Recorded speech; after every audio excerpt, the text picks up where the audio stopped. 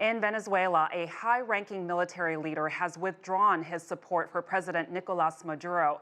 An Air Force general pledged loyalty to Juan Guaido. Meanwhile, Guaido told a Caracas rally that humanitarian aid will soon begin arriving. And Maduro supporters celebrated the 20-year anniversary of the Bolivarian Revolution launched by Maduro's predecessor, Hugo Chavez. CGTN's Stephen Gibbs has more. Well, welcome to Caracas, where we are at one of the major anti-government demonstrations that is taking place across this country today. Now, many people that are supporters of the opposition, and I am surrounded by them, think this is a historic moment. They believe that this could be the tipping point, perhaps the end of the Maduro government. Why do they think that? Well, there are various factors that are coming into play in recent days. One is that the opposition, in a way really unlike it has in the last decade, has united behind one single leader, Juan Guaido. He, in just a month ago, was barely known here.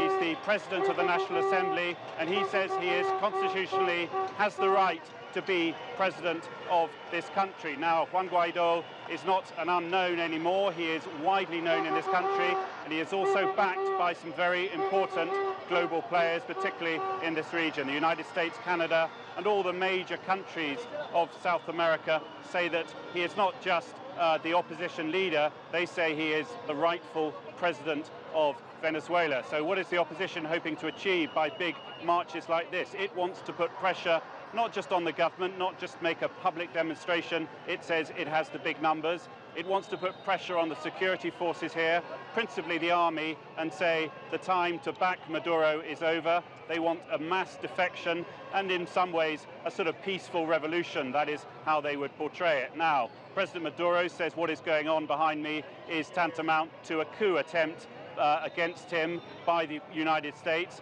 He says this is a disgrace. He points to the fact that he does have the support of some global powers, including China and Russia, and he says, with some justification, that the army is behind him still. We shall see how this turns out in the coming days. The opposition here boosted by something that happened just before this march began, and that was the defection of a general in the Venezuelan Air Force. He even said, he made a suggestion to the government here that 2 planes are ready to take senior figures of the regime away if they so choose. Now, President Maduro is also holding a pro-government rally here in another part of Caracas.